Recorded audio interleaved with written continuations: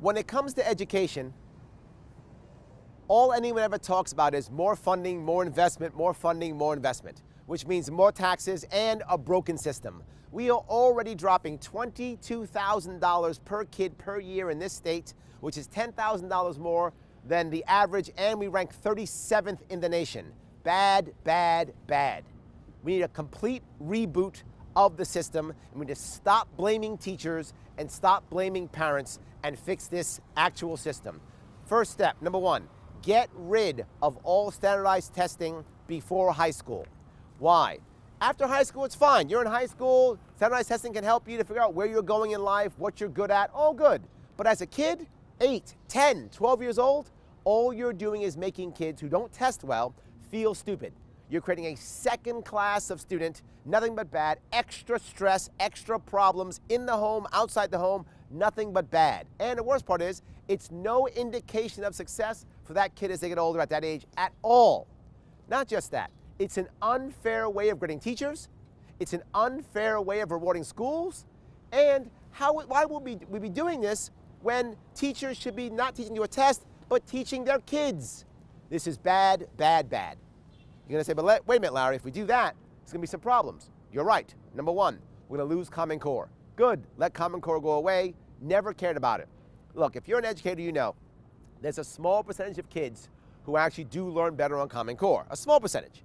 Guess what? That should be a tool for a teacher to use if that teacher believes that they should use it. Leave it as a tool, not as a mandate. Let a teacher decide. I'm the only guy saying let teachers teach, then I let them.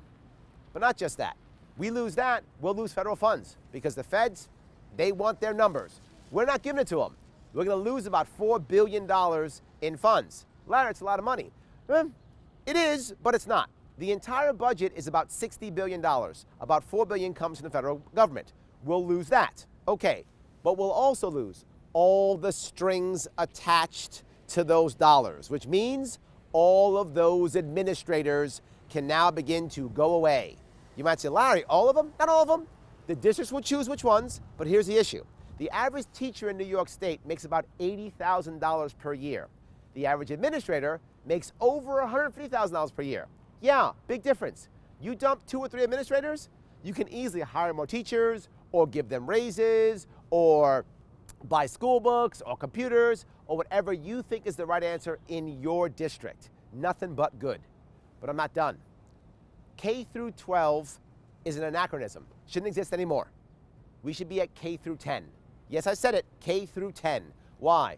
Because those last 2 years of high school for too many kids, gym, study hall, video games, and probably smoking weed. There's too many kids doing that. But wait, Larry, my son works really hard. I got you. I'm going to cover your hardworking kid in a second. But there's too many kids who aren't doing that. Why? The system allows them to, so they do it.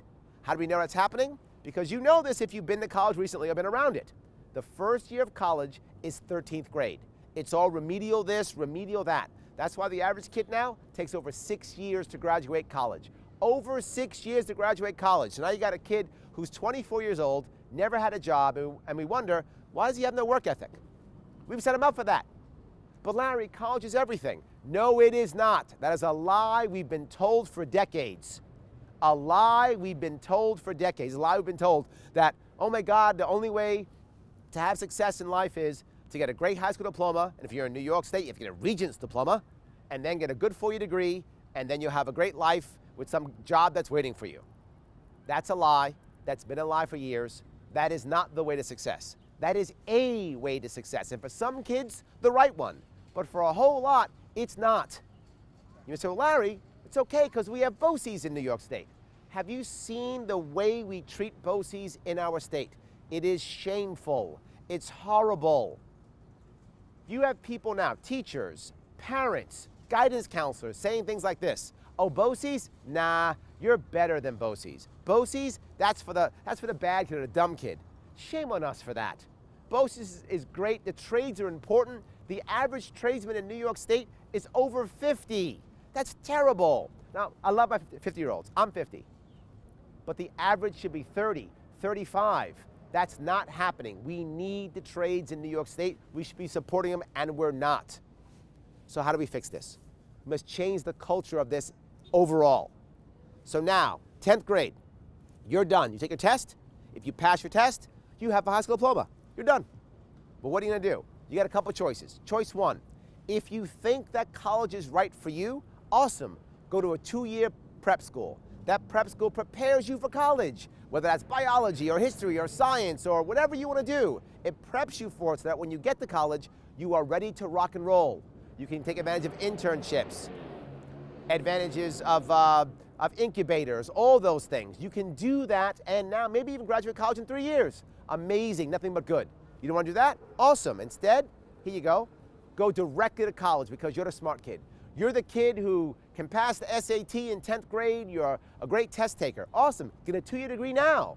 Now you'll be 18 years old. You have an associate's degree already. You're going to be a scientist anyway. Good for you. But you don't like any of that stuff. Okay. Go to a trade school. Go to a 2-year trade school. Become a plumber, a mason, a carpenter, an HVAC guy, whatever you think's appropriate. Now 2 years later at 18, you either have a license or you're ready for an apprenticeship depending upon what you do. Either way, you're ready to rock and roll and get back into the trades. We need them. You know how many business owners I have met crossing this state who say, Larry, I would love to hire people, but I can't find talent? I hear that all the time. Can't find talent, can't find talent, can't find talent. We need tradesmen in this state. Last piece. You know what you can do? Go get a job. Just go work. What is wrong with someone going to work? Just go. At 16 years old, I worked at 16. Learn what it means to have a work ethic. Learn what it means that when your boss says show up at 8 o'clock, he doesn't mean 9:30. He means 7:45. Again, the amount of times I've heard people actually say, Larry, I would hire anybody with a work ethic. Just with a work ethic. One guy actually told me, he said, Larry, my interview process is very simple.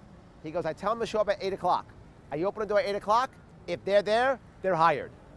It's okay for a kid to learn how to have a job and how to pay taxes. Isn't that great? All right, Larry, I know you're saying, Larry, they're 16. I know, it's good. I would rather someone make a mistake or figure things out at 16 than instead at 26. The price for failure at 16 is very low. The price for failure at 26, very high. And we're seeing a series of people in their 20s who are making that mistake at 26. We have a bunch of people in this country who are in their 20s who, if you ask them, do you feel like an adult? Over half will say no. There's a thing that's called adulting. That's a thing now. That shouldn't exist, but it does. I can't change parenting, but I can change culture and environment, and I'm doing that now. This system will help to make that happen. We can have a better shot at kids being happier. But Larry, how do we pay for it? Here's how. The New York State Constitution tells me that I've got to pay for all schooling from 1 to 12. You have grades 1 through grades 12. Yes, I will do that, 100%. Here's how we do it. I was a Marine. When I got out of the Marine Corps, I had the GI Bill. The GI Bill said, here you go, Sergeant Sharpe, you get X dollars and Y years to use it. We do the same thing with the kids. They get $20,000 and 7 years to use it. $20,000? Yep, $20,000. New York State's ready to pay that to any school they want to go to. They got 7 years to use it. Here's what I promise you. What's going to pop up? A bunch of excellent prep schools is going to pop up. A bunch of trade schools is going to pop up. How do I know that? It's guaranteed government money. Of course they'll pop up because banks will give them loans. Why? It's guaranteed government money. Of course that will happen. And when that happens, the kids will go. But here's the best part. When the kids go, we're spending now $20,000 for 2 years. That's $10,000 per year per kid. Right now we spend $22,000 per year per kid. Whoa, we're saving $12,000 per kid. There's about 400,000 11th and 12th graders in New York State. We just made up all the $4 billion plus more. All the federal funds are completely made up with extra, and every single school district has a surplus. We've provided a surplus to every school district and spent no extra money, and here's the best part. Made a better outcome for teachers, for parents, and for kids. Imagine if you're an 11th grade teacher, 12th grade teacher, and in your class, what do you have? A bunch of kids who want to be there. No kid who doesn't want to be there. The kid who doesn't want to be there isn't there. They've picked a different school, or a different class, or different everything. Or maybe they're working instead. Bullying, reduced. Unhappy kids, reduced. Again, more purpose with our kids, more community with our kids, happier kids happier teachers, which means happier parents, which means happier New Yorkers. This is win, win, win, and no extra taxpayer money, no extra funding, no one is hurt, all good. This is a real, radical, effective education plan, and here's your other option. If you don't like this plan, your option is nothing. The same old thing, more taxpayer money, more unhappy kids, more unhappy teachers. No, this is the plan. We can fix it to make it even better. Help me to fix it. Vote November 6th for Larry Sharpe for governor. Let's talk about real education reform to make happier kids, happier teachers, happier parents, happier New Yorkers.